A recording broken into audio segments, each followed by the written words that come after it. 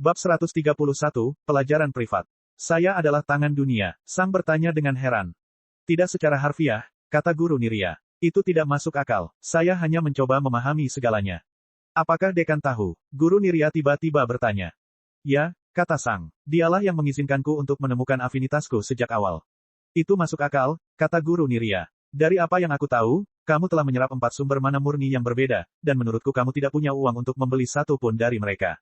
Selain itu, sumber mana terang dan kegelapan sangat langka tetapi juga relatif tidak berharga, tidak ada permintaan untuk mereka, yang berarti siapapun yang kebetulan membawa beberapa dari mereka bahkan tidak perlu khawatir tentang monster panggung komandan. Apa pendapatnya? Guru Niria bertanya. Pada saat itu, Sang merasa agak tidak yakin. Ya, dia telah memutuskan untuk mempercayai guru Niria, tapi dia juga tidak melupakan bagaimana dekan telah bertindak.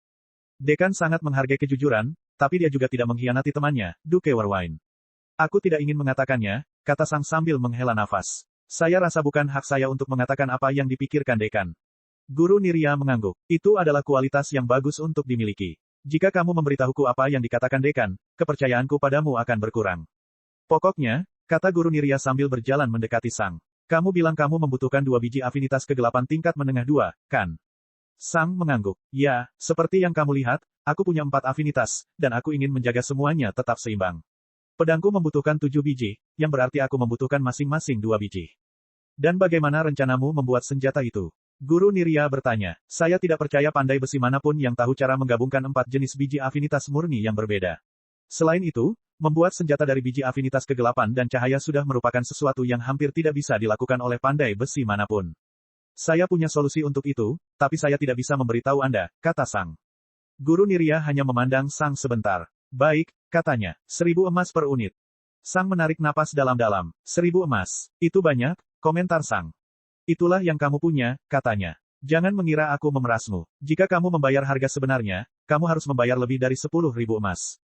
Pada dasarnya aku menghadiahkan biji itu kepadamu dengan harga itu. Selanjutnya, jika kamu bertindak cerdas, kamu seharusnya menerima 2.200 emas dari Curio Trinket.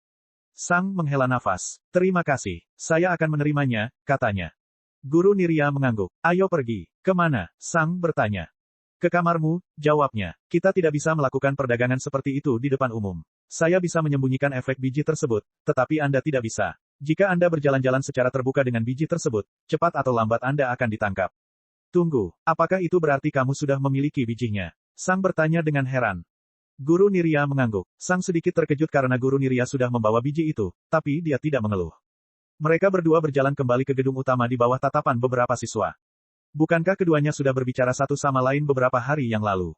Apa yang sedang terjadi? Sang merasa tidak nyaman di bawah tatapan semua orang, dan dia berharap mereka tidak salah menafsirkan niat Guru Niria. Tapi Sang tidak mengkhawatirkan apapun. Guru dilarang menjalin hubungan dengan siswa, dan aturan itu sangat ketat. Jika Guru Niria tidak mau dipecat, dia tidak akan pernah memulai hubungan dengan seorang siswa. Karena itu, pada dasarnya tidak ada yang mencurigai keduanya menjalin hubungan.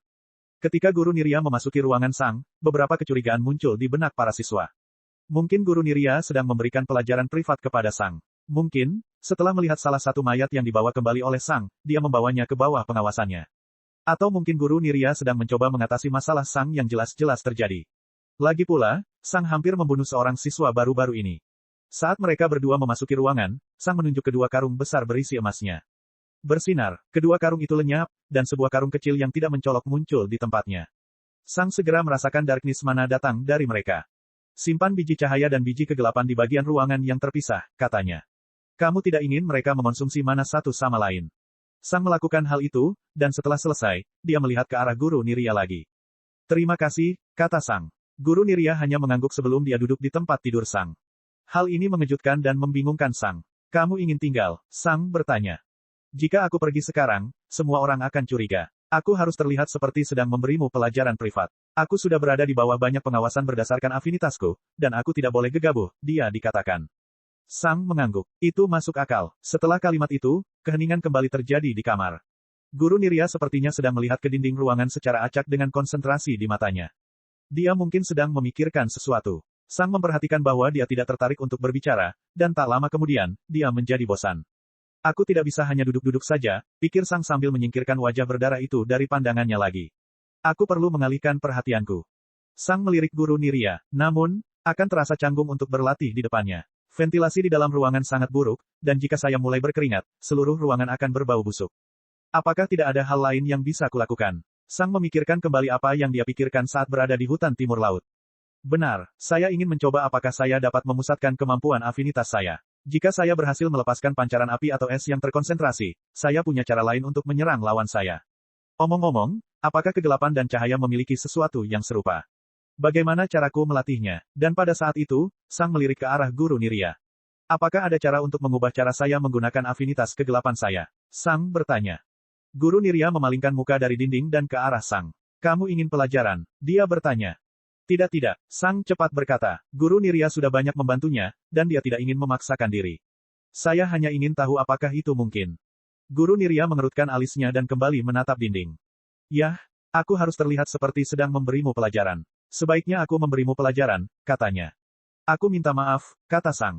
Tidak apa-apa, jawab Guru Nirya.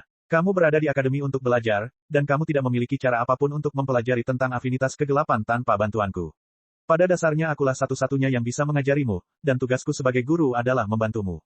Duduklah di tanah di depanku, perintahnya. Sang mengangguk dan duduk. Konsentrasilah pada biji Darkness Affinity di sudut ruangan. Cobalah untuk merasakannya, tapi jangan mencoba memanipulasinya, katanya. Kemudian, selama beberapa menit berikutnya, dia perlahan membimbing Sang ke dalam kondisi meditasi.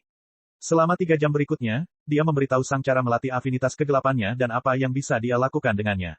Bab 132, Penggunaan Halus. Setelah 3 jam, Guru Nirya meninggalkan kamar Sang sementara Sang terus duduk di tanah. Seharusnya aku bertanya kepada para guru lebih awal tentang cara melatih afinitasku, pikir Sang. Ada banyak sekali aplikasinya. Apa yang telah Sang pelajari tentang afinitas kegelapan? Ada beberapa hal yang dia pelajari. Misalnya, Sang telah mengetahui bahwa dia dapat melepaskan afinitas kegelapannya ke bagian lain tubuhnya tetapi dengan efek yang lebih kecil. Jika lengan kirinya rusak parah, secara teori dia bisa menggunakan lengan kanan atau kakinya untuk menyerap kekuatan hidup musuh. Tentu saja, daya serapnya akan jauh lebih lemah, dan kekuatan hidup perlu disalurkan ke seluruh tubuh hingga ke lengan kiri.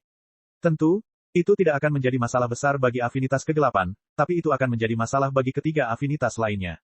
Jika garis ais mana menembus seluruh tubuh Sang, misalnya, dia akan melukai organ tubuhnya dengan parah.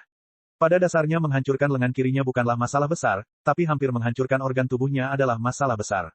Sang tidak yakin bagaimana cara melatih afinitasnya yang lain, tapi dia menduga bahwa dia bisa belajar melatihnya dengan mengekstrapolasi metode yang dia gunakan untuk berhubungan dengan afinitas kegelapannya.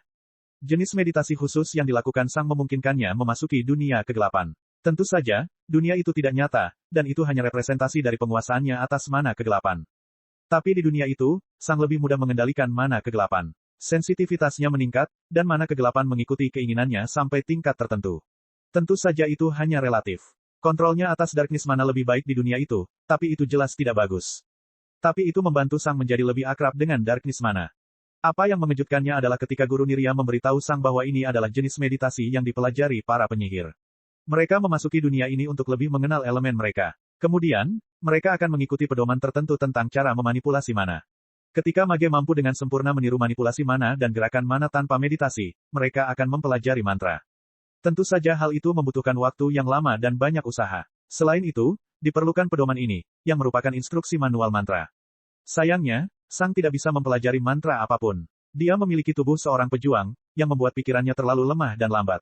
Dalam arti tertentu, pikiran Sang berada pada level magang awal, setara dengan prajurit tahap prajurit awal.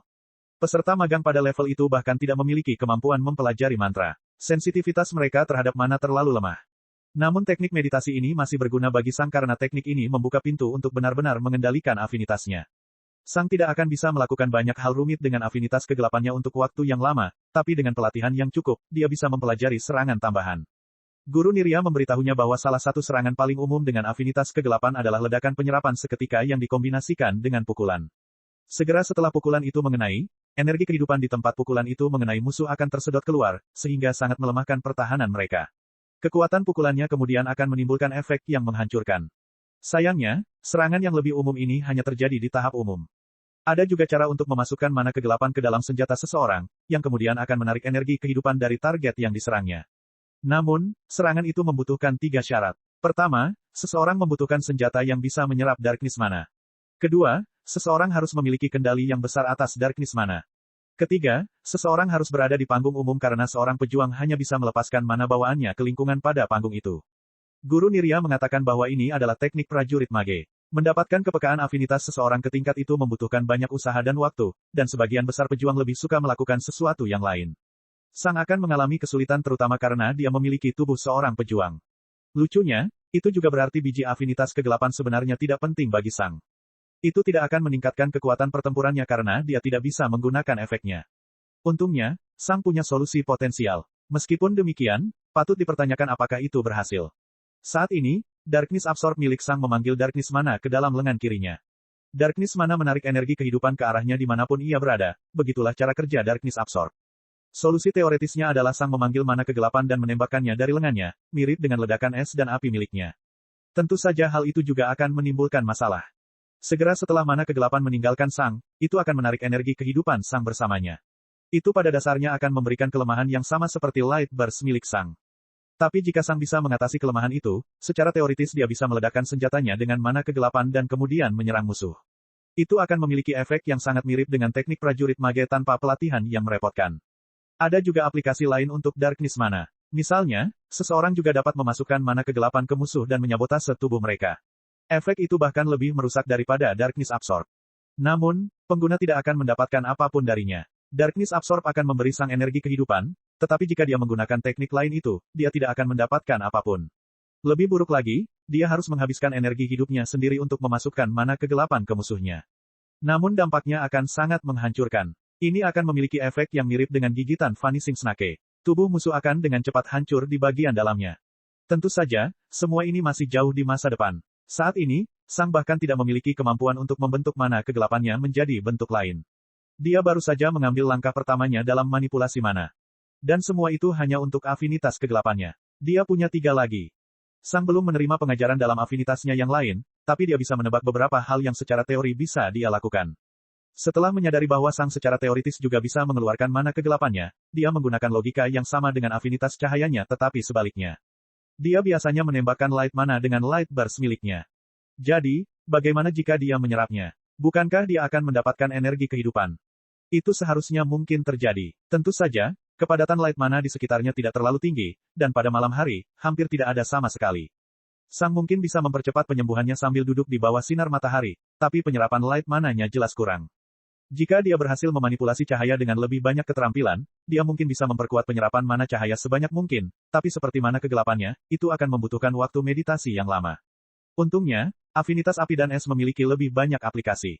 Bila api, bila es, laser api, balok es, bola api, perisai es, dan sebagainya. Ada banyak kemungkinan, namun, hanya ada satu masalah. Pada dasarnya semua aplikasi ini adalah mantra, dan Sang tidak bisa mempelajari mantra apapun. Bab 133, Dunia Ini. Sang mengira dia bisa menggunakan afinitasnya dengan berbagai cara, dan tentu saja, pasti ada teknik yang lebih halus. Sayangnya, teknik yang sangat halus hanyalah mantra. Kemampuan untuk mendorong kompleksitas afinitas seseorang ke puncak secara harfiah adalah mantra. Paling banter, Sang bisa sedikit mengubah penggunaan mana miliknya. Dengan pelatihan yang cukup, dia bisa menembakkan Darkness Mana. Dengan latihan yang cukup, dia bisa memusatkan es dan api. Dengan latihan yang cukup, dia bisa menyerap cahaya. Tapi itu tentang itu. Sesuatu yang lebih rumit berarti memasuki wilayah mantra. Terlebih lagi, Sang mungkin memerlukan beberapa bulan pelatihan hanya untuk mendapatkan kendali guna melepaskan penggunaan afinitasnya yang sedikit lebih halus ini. Jika dia mencoba mempelajari mantra paling dasar, Sang akan membutuhkan waktu bertahun-tahun untuk mempelajari mantra yang paling mudah sekalipun. Mengapa? Karena pikirannya. Dengan meningkatkan kekuatan pikiran, seseorang akan memperoleh koneksi yang jauh lebih besar dengan afinitasnya, dan seseorang akan mampu berkonsentrasi dengan intensitas yang jauh lebih besar dan lebih lama. Dan Sang tidak bisa melatih pikirannya karena tubuh prajuritnya. Setidaknya sekarang aku punya sesuatu yang bisa kulakukan di waktu senggangku. Jika saya tidak bisa melatih teknik dengan benar, saya selalu bisa fokus pada afinitas saya. Itu jelas bukan prioritasku karena itu tidak meningkatkan kekuatan pertempuranku sebanyak itu, tapi itu lebih baik daripada tidak melakukan apapun. Ngomong-ngomong, aku sekarang memiliki biji kegelapan dan biji cahaya. Saya hanya kehilangan 2 unit biji api dan biji es. Prioritas saya adalah mendapatkannya terlebih dahulu. Mari kita lihat. Saya memiliki 227 emas dan 3.440 poin kontribusi. Api berharga 5.500 poin kontribusi per unit, dan es berharga 6.750 poin kontribusi per unit. 24.500 poin kontribusi. Itu yang saya butuhkan. Berdasarkan perjalanan terakhirku, itu seharusnya berarti berburu selama 3 hari di hutan timur laut. Sang menggaruk dagunya sambil berpikir. Namun, saya tidak ingin membeli semuanya di Exchange Hall. Tentu saja, informasi saya dilindungi, tetapi jika barang yang saya beli terlalu aneh, salah satu pegawai mungkin percaya bahwa informasi tentang saya lebih berharga daripada pekerjaan mereka. Petugas sebelumnya mungkin percaya aku memiliki Light Affinity, tapi itu tidak cukup baginya untuk mempertaruhkan nyawanya. Tentu saja, saat aku mengungkap afinitas esku, dia mungkin akan curiga, tapi itu sebenarnya tidak terlalu penting. Lagi pula, ada alasan yang sangat mudah dan logis mengapa saya membeli Light Ore. Aku punya teman dengan Light Affinity, dan mereka tidak ingin menunjukkan diri mereka, pikir Sang sambil menyeringai. Selama saya hanya membeli biji aneh sekali, alasan itu berhasil, tapi itu juga berarti saya hanya bisa mendapatkan biji Ice Affinity dari Exchange Hall, yang berarti saya harus mendapatkan biji Fire Affinity dari salah satu pedagang normal. Jadi, jika saya hanya menginginkan 2 unit biji afinitas es, saya hanya memerlukan lebih dari 10.000 poin kontribusi. Itu seperti 5 ular penghilang. Untuk biji api, saya membutuhkan emas karena saya yakin saat ini saya tidak memiliki cukup emas untuk membeli semua yang saya butuhkan. Sang mengangguk ketika dia menyelesaikan rencananya dan berdiri. Malam telah tiba. Pelajaran guru Niria tentang binatang dilakukan pada sore hari, dan dengan tambahan 3 jam pengajaran pribadi, sekarang sudah malam. Tidak ada waktu seperti sekarang. Sang mengambil karung binatang yang kosong, meninggalkan kamarnya, dan berlari menuju kota. Saat ini, jalanan hampir kosong karena semua orang sedang menyelesaikan hari itu. Hanya dalam 2 jam lagi, jalanan akan kembali sunyi. Sang baru saja berhasil melewati gerbang besar sebelum gerbang itu ditutup, para penjaga meneriakinya dengan kesal. Setelah meninggalkan kota, Sang melaju kencang sambil berlari di jalan yang panjang. Angin melewati rambut Sang. Dia menyukai perasaan itu. Setiap kali Sang berlari, dia merasa sangat bebas. Saat kembali ke bumi, dia hanya mampu mencapai kecepatan sebesar itu dengan kendaraan, namun di sini, dia hanya bisa berlari. Terlebih lagi, setelah bertahan selama berbulan-bulan di alam liar, Sang telah belajar bagaimana hidup tanpa masyarakat. Jika dia mau, dia bisa terus berlari dan tidak pernah kembali lagi. Dia akan mampu bertahan dan tumbuh lebih kuat. Dia tidak terikat dengan tempat di mana dia berada saat ini. Ini adalah sesuatu yang tidak dapat dicapai di bumi. Di bumi, seseorang memiliki tempat tinggal, harta benda, uang, asuransi, keluarga, pekerjaan, tanggung jawab, dan sebagainya. Jika seseorang memutuskan untuk sepenuhnya meninggalkan masyarakat, ia harus hidup di alam liar, yang akan membawa banyak masalah. Air yang tidak bersih akan membahayakan kesehatan seseorang. Suhu dingin, parasit, penyakit, masalah makanan. Semua hal ini bukanlah masalah bagi Sang. Tubuhnya cukup kuat sehingga semua hal ini tidak menjadi masalah. Terlebih lagi, di bumi, sangat sulit untuk bergabung kembali dengan masyarakat setelah meninggalkannya. Dokumennya sangat besar.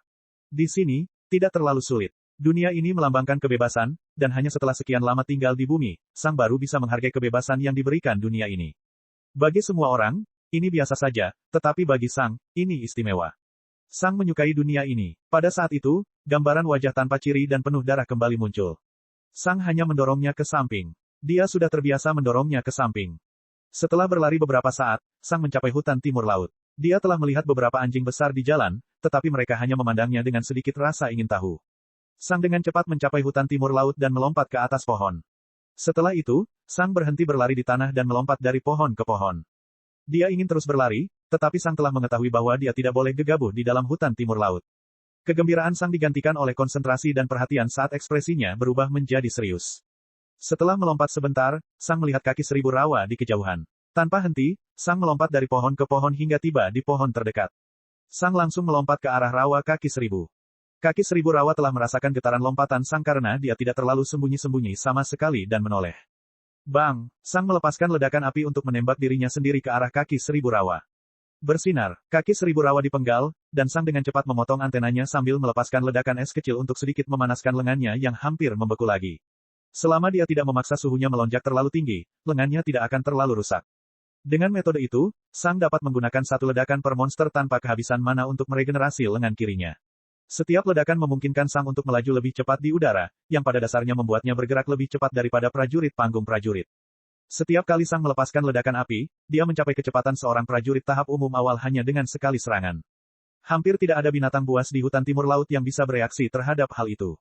Terlebih lagi, Fire Blast miliknya memungkinkan Sang mengubah posisinya di langit. Jika seekor binatang menyadari lompatan Sang dan bergerak ke samping, Sang dapat dengan mudah menyerang posisi barunya dengan kecepatan luar biasa. Binatang-binatang itu tidak berdaya, Sang tidak berkelahi. Dia sedang berburu. Bab 134, biji es. Sang berdiri di tanah di tengah hutan timur laut, matanya menunjukkan ekspresi konsentrasi. Kesunyian. Bang! Sang melepaskan ledakan api saat dia berbalik, pedangnya sudah siap. Kaki Sang membelah rumput di tanah, tapi tidak menyentuh tanah. Bersinar, kilatan hitam menciptakan bulan sabit saat Sang mengayunkan pedangnya ke tempat yang tampaknya kosong. Sesaat kemudian, bangkai ular yang hampir tembus pandang jatuh ke tanah menjadi dua bagian. Dan itu 5, pikir Sang sambil menyeringai. Saya tahu bahwa perjalanan sepanjang bagian selatan hutan timur laut akan menguntungkan. Ya, Sang berada di bagian selatan hutan timur laut, yang merupakan zona berisiko. Binatang buas dari Wastelen akan datang ke sini dari waktu ke waktu untuk melahirkan anak mereka. Untungnya, Sang sekarang mengenal beberapa binatang dari Wastelen. Lagi pula, Guru Niria telah berbicara tentang binatang panggung umum yang bisa ditemukan di hutan timur laut pada pelajaran terakhirnya. Dia belum bisa membahas semuanya, tapi dia sudah membicarakan banyak hal. Karena itu, Sang merasa percaya diri untuk berburu di bagian hutan yang berisiko ini. Pertama-tama, binatang buas di Wastelen sebagian besar merupakan predator langsung. Hanya ada beberapa binatang yang berburu melalui penyergapan di Wastelen. Wastelen tidak punya banyak cara untuk bersembunyi, yang berarti hanya ada sedikit predator penyergapan di sana. Selain itu, binatang-binatang itu hanya datang ke sini untuk melahirkan anak mereka.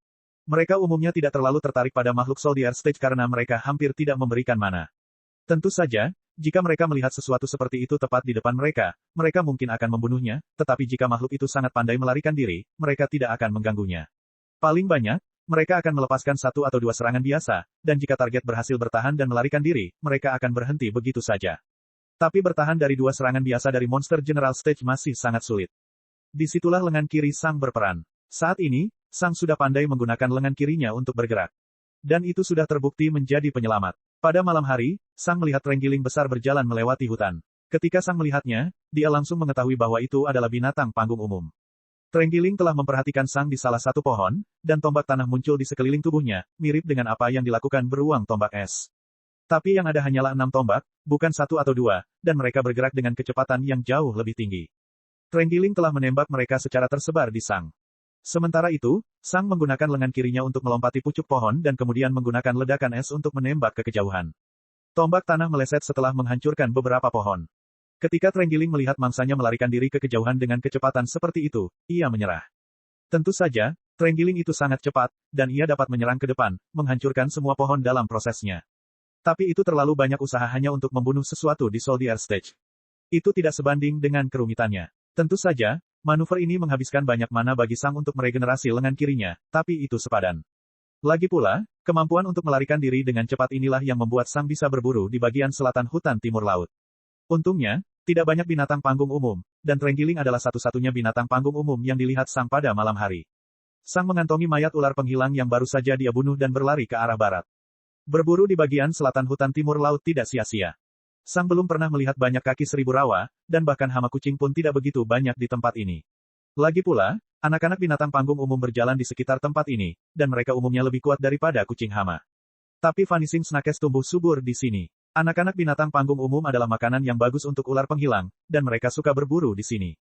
Dan itu sekali lagi menunjukkan mengapa ular penghilang bernilai begitu banyak poin kontribusi.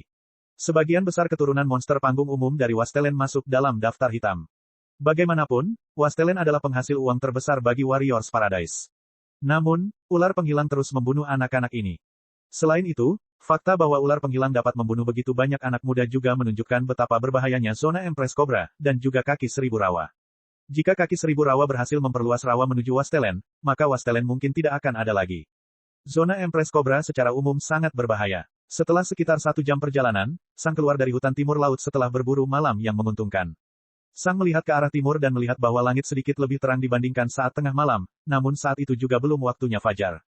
Dia menduga saat itu mungkin sekitar jam 4 pagi. Sang berlari ke arah barat dan mencapai jalan dengan agak cepat. Kali ini, dia tidak berada di dekat jalur pertanian karena dia sedang berburu di bagian selatan hutan timur laut.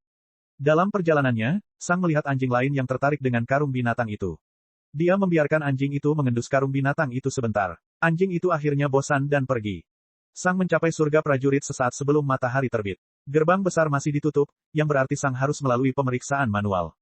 Kerja bagus membunuh semua ular penghilang ini, kata penjaga pemeriksa sambil tersenyum sambil menutup karung binatang itu lagi. Kamu melindungi kemakmuran Warriors Paradise dan kehidupan banyak pemburu muda. Sang hanya tersenyum sopan, sesuatu yang sudah lama tidak dilakukannya. Terima kasih, katanya. Penjaga itu mengangguk dan menunjuk ke pintu kecil di belakangnya. Ayo, anak orang kaya, katanya sambil tersenyum. Sang mengangguk dan memasuki kota. Sang mencapai akademi dengan cukup cepat ketika orang-orang pertama mulai terbangun di dalam Warriors Paradise. Guru, saya ingin masuk akademi, kata Sang ketika dia melihat Guru Loran tidur di dekat gerbang yang tertutup. Guru Loran mengangkat kepalanya karena bosan. Lompat saja ke gerbangnya, katanya. Saya tidak ingin berdiri sekarang. Sang mengangkat bahu dan melompati gerbang. Gerbang itu tidak ada untuk menghentikan orang masuk, itulah sebabnya tingginya hanya 2 meter. Itu hanya melambangkan apakah akademi itu buka atau tutup. Saat ini, akademi pada dasarnya kosong. Hanya beberapa siswa yang tinggal di dalam akademi yang berjalan di jalanan kosong saat mereka memulai pelatihan. Sang berjalan menuju Exchange Hall dengan santai dan mencapainya sesaat sebelum gerbang akademi dibuka secara resmi. Ketika Sang masuk, dia melihat seorang lelaki tua sedang berkemas. Rupanya, shift-nya baru saja berakhir. Namun, Sang sedikit terkejut saat mengetahui bahwa lelaki tua itu sebenarnya berada di panggung komandan. Para pegawai yang dilihat Sang pada siang hari semuanya berada di panggung umum. Pria yang lebih tua memperhatikan Sang dan karung binatang buasnya. Lakukan dengan cepat, gerutunya. Sang meletakkan karung binatang itu di atas meja tanpa berkata apa-apa. Pria yang lebih tua memeriksa isinya dengan kecepatan tinggi. Jelas sekali, dia sudah sangat terbiasa melakukan ini. Lambang, perintahnya. Sang meletakkan lambangnya di atas meja, dan dia segera mendapatkannya kembali setelah ledakan cahaya singkat. Sang melihat nomor di lambang itu, dan dia tersenyum cerah. 14.760. Tolong, 2 unit biji afinitas S tingkat menengah, kata Sang. Pria yang lebih tua itu menghela nafas, dengan cepat memasuki ruangan samping, dan kembali dengan membawa 2 biji biru. Sang meletakkan lambang itu di atas meja, dan poin kontribusi turun menjadi 1.260. Kemudian, pria yang lebih tua itu pergi dengan kecepatan yang mencengangkan sebelum Sang dapat mengatakan hal lain. Jelas, dia tidak mau bekerja lagi. Apakah kamu butuh sesuatu? Seorang wanita muda bertanya pada Sang ketika dia baru saja tiba di Exchange Hall. Tidak, aku sudah mendapatkan semua yang kubutuhkan, jawab Sang sambil melihat kedua potong biji es. Sang mengambil biji itu dan meninggalkan Exchange Hall. Hanya biji api yang tersisa. Bab 135, Wakil Dekan lainnya. Hanya biji api yang tersisa. Aku sangat dekat. Sang berpikir dengan mata membara. Dia sangat dekat. Untuk menyembunyikan segala sesuatu tentang diriku, aku perlu membeli biji api di pasar dengan emas.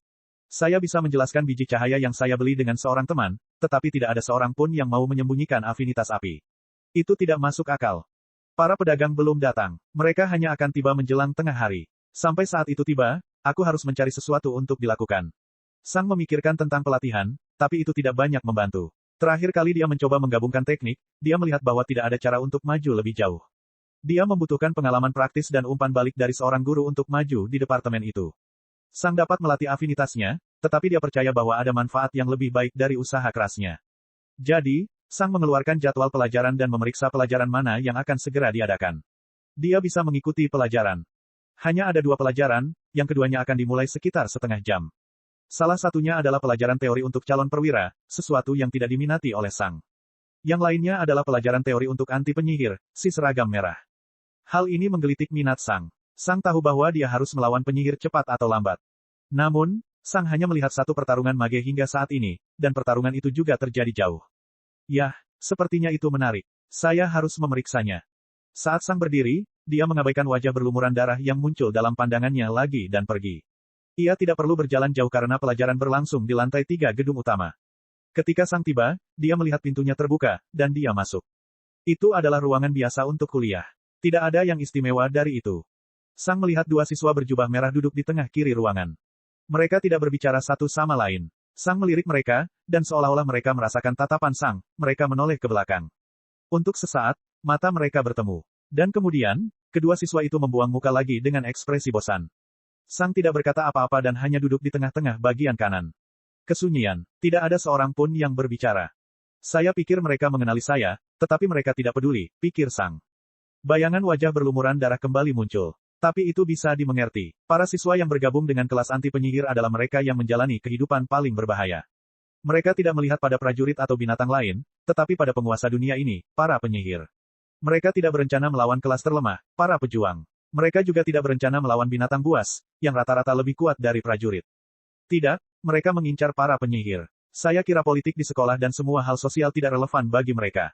Saya bertanya-tanya, apa yang diperlukan seorang siswa untuk memutuskan menempuh jalan berbahaya seperti itu?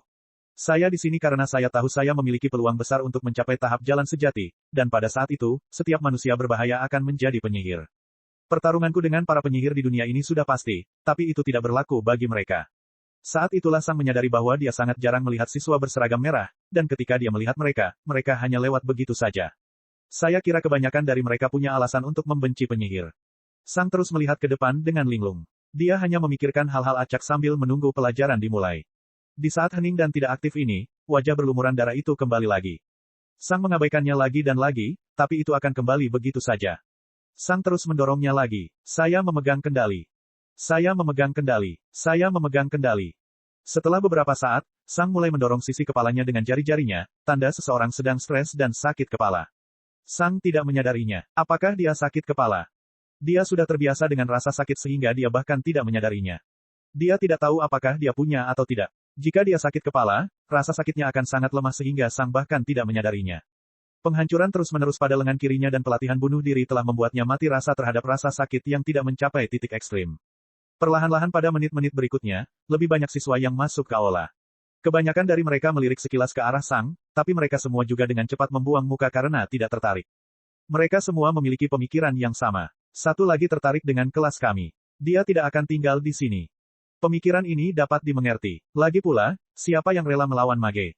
Itu pada dasarnya adalah bunuh diri. Bang! Sang tersadar dari lamunannya ketika pintu kelas ditutup dengan keras. Dia melihat sekeliling dan memperhatikan ada 9 siswa lain di kelas itu, salah satunya berseragam hitam, yang melambangkan pemburu masa depan. Rupanya, Sang bukan satu-satunya yang tertarik dengan kelas anti penyihir. Itu berarti hanya ada 8 siswa berseragam merah di kelas ini, bahkan lebih sedikit dari kelas Caterpillar. Orang yang menutup pintu adalah seorang lelaki tua berpenampilan kasar. Wajahnya mengalami luka bakar dan beberapa luka, kulitnya tidak rata dan kasar. Rambutnya liar, panjang, dan berwarna perak, dan hampir mencapai pantatnya. Ketika Sang melihat guru itu, isi perutnya bergetar. Kuat. Dia merasa sangat kuat. Sang mengalami kesulitan membedakan perbedaan kekuasaan di antara para guru. Bagaimanapun, mereka semua jauh lebih kuat darinya. Namun, kekuatan orang ini sangat jelas bagi Sang. Selain itu, dia tidak mengenakan seragam perak khas yang dikenakan guru lain. Sebaliknya, dia mengenakan baju besi merah tebal. Ada beberapa lubang kecil di armornya, dan Sang bisa merasakan beberapa jenis mana berbeda yang keluar dari lubang itu, termasuk darkness mana. Senjata jarak jauh yang tersembunyi, Sang menyadari. Setiap lubang mungkin bisa mengeluarkan jarum kecil atau sejenisnya. Ketika Sang mendengar langkah gurunya, dia menyadari bahwa langkah kakinya terdengar aneh. Sepertinya ada mesin di dalam sol sepatunya. Sang merasakan mana api dalam jumlah yang tidak nyata datang dari sepatu gurunya. Saat guru berjalan menuruni tangga di sisi ruangan, Sang merasa seperti setan baru saja melewatinya. Sang dapat dengan cepat mengetahui alasan dari jenis baju besi yang sangat istimewa ini. Dia sepenuhnya fokus menangani penyihir. Sebagai seorang pejuang, dia tidak bisa menutup jarak hanya dengan kemampuannya sendiri, itulah sebabnya dia mempersenjatai dirinya dengan banyak senjata serbaguna. Dia mungkin juga bisa menggunakan fire mana di sepatunya untuk menembak dirinya sendiri ke depan. Senjata tersembunyi itu mungkin ada di sana untuk mengganggu para penyihir ketika mereka mencoba merapal mantra. Sang juga memperhatikan bahwa 8 jari gurunya mempunyai cincin luar angkasa. Saat itu, Sang menyadari 3 hal. Pertama, ini adalah wakil dekan, bukan guru biasa. Guru normal harus mengenakan seragam perak. Hanya dekan dan wakil dekan, Soran, yang belum mengenakan seragam perak. Ini berarti guru ini mungkin juga seorang wakil dekan. Kedua, guru ini adalah lambang dari apa artinya melawan penyihir. Dia memiliki banyak bekas luka dari pertarungannya, dan seluruh keberadaan serta gaya bertarungnya berkisar pada melawan penyihir. Sang bahkan tidak akan terkejut jika ini adalah spesialis terhebat dalam cara menghadapi penyihir di seluruh dunia, tidak termasuk penyihir lainnya, tentu saja. Dan yang terakhir, guru ini sangat berkuasa. Faktanya, Sang yakin bahwa ini adalah guru paling berkuasa di seluruh sekolah, kecuali dekan. Kekuatan Soran bahkan belum terasa sekuat kekuatan guru ini. Ini adalah lelaki tua yang telah melalui banyak sekali pertempuran melawan penyihir, dan dia berhasil bertahan hidup hingga sekarang. Dia telah melawan hegemoni dunia ini selama bertahun-tahun, dan dia masih hidup. Dia mungkin telah mencapai puncak absolut dari apa yang bisa dicapai oleh seorang pejuang, kecuali dekan. Ruangan menjadi sunyi saat guru mencapai podium. Mantra pertahanan, dia mengumumkan. Semua orang mendengarkan, rasa hormat yang mendalam terlihat di mata mereka. Cek cek cek cek cek cek cek cek. Rakan-rakan kultivator sekalian, sebelum retret, sila terus berkultivasi untuk jurus subscribe, like, share dan komentar agar sekte ini terus berkembang pesat.